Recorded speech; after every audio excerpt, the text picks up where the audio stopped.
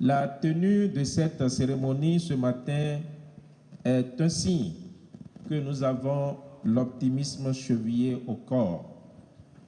Nous croyons au rôle indispensable des médias dans l'animation de la vie politique et démocratique d'un pays.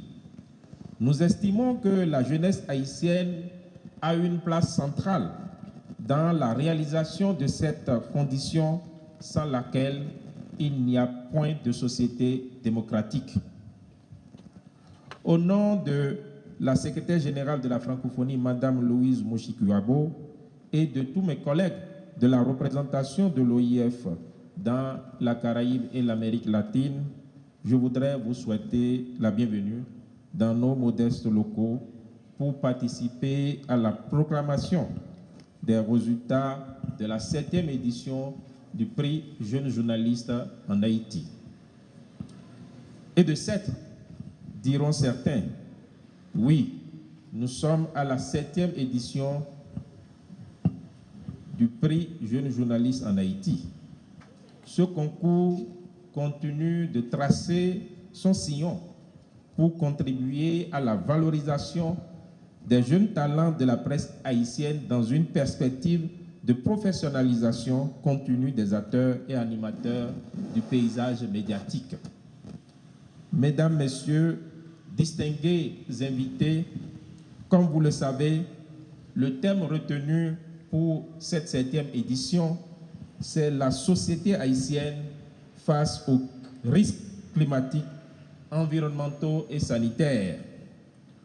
En choisissant ce thème, les partenaires du prix ont souhaité que les journalistes candidats explorent à travers leurs reportages les actions et les réactions de la société haïtienne face à ces risques climatiques, environnementaux et sanitaires. Cette année, plus d'une trentaine de jeunes journalistes haïtiens ont tenté de relever le défi en proposant leur production à l'examen des membres du jury. Je voudrais les féliciter toutes et tous pour avoir participé à ce concours. Il s'agit effectivement d'une compétition au thème de laquelle nous n'aurons que 6 lauréats. Le fait de ne pas figurer sur cette liste n'enlève rien à la qualité du nombre à la qualité des participants qui ont produit également des reportages de qualité. Mais comme choisir signifie pour les membres du jury de sélectionner seulement les 2 premiers de chaque catégorie, tout le monde peut recevoir les glorioles de l'exercice.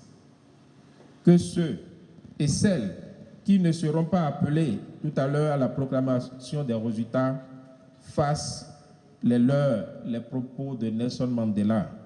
Je cite, « Je ne perds jamais, soit je gagne, soit j'apprends ». Donc je voudrais qu'ils prennent cela en leur compte et savoir qu'ils n'ont pas perdu, mais ils ont appris. Mesdames, Messieurs, Mesdemoiselles, honorables invités, habituellement, ce sont uniquement les premiers de chaque catégorie qui bénéficient d'un stage dans un pays francophone, comme le précise le règlement du prix. Il ne vous a pas échappé que cette année, il est mis dans le règlement d'accorder le bénéfice de ce stage de 1 mois au premier, au deuxième de chaque catégorie. Ce qui nous donnerait au total 6 lauréats qui bénéficieront de ce stage. C'est exceptionnel, je ne suis pas sûr que ça se reproduise l'année prochaine. Ce qui nous donnerait effectivement 6 personnes à célébrer comme lauréats.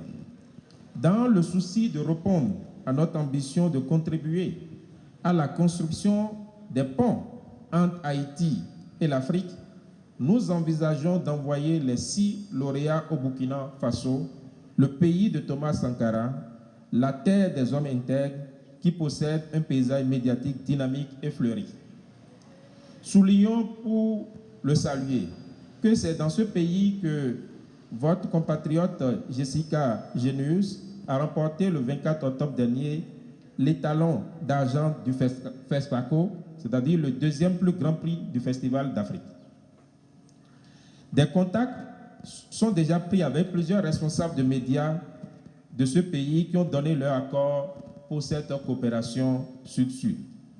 Ce serait également l'occasion pour de jeunes lauréats de découvrir comment des médias de ce pays gèrent des situations de crise multiformes.